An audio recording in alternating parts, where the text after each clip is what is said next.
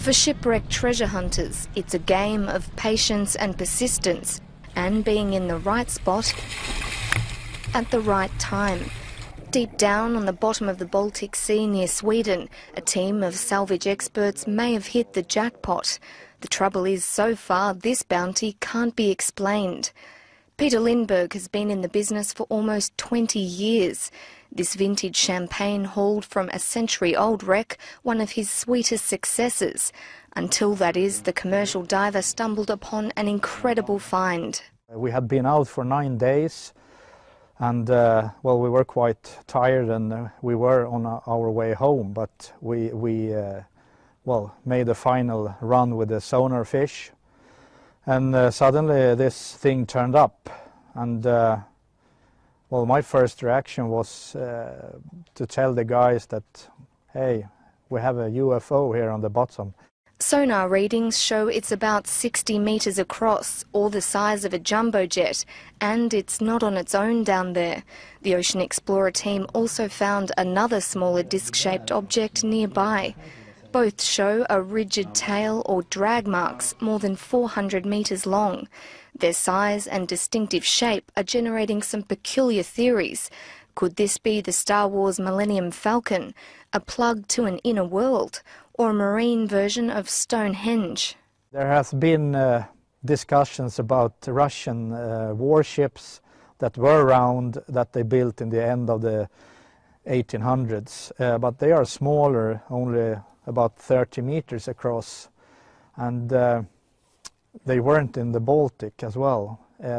Of course, it can be something else from a ship or wreck, but still, it's quite big.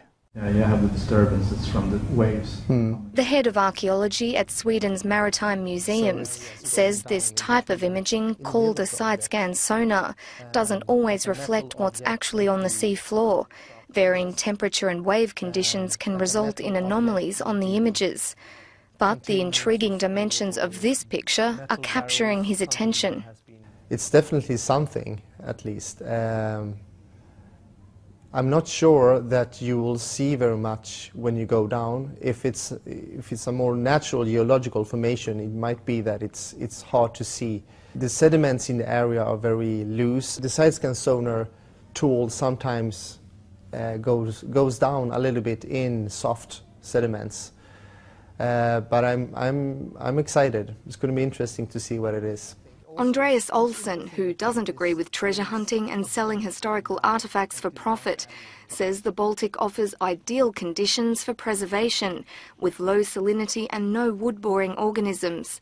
It's helped protect many of Sweden's prized wrecks, including the 17th century warship Vasa. It was brought to the surface with its hull almost intact more than 50 years ago, and is now housed in its own museum in Stockholm.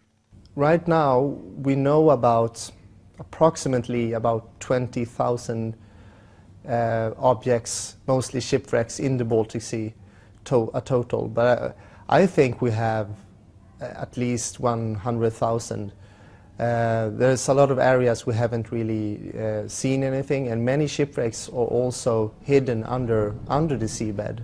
So it's for an archaeologist, I think the Baltic Sea is like a shipwreck laboratory, the best in the world. One glittering rival is the North Atlantic, where a top salvage company has struck gold, or silver to be exact, twice. Odyssey Marine recently found 2 wartime shipwrecks off the coast of Ireland. On board could be hundreds of tons of silver. The American team, just like the Swedish crew, are waiting for calmer waters beginning in May to see if their discoveries will be all that they imagined. Peter Lindberg is even preparing a submarine for tourists and private investors for a closer look at what really lies beneath. Brooke Bowman, CNN, London.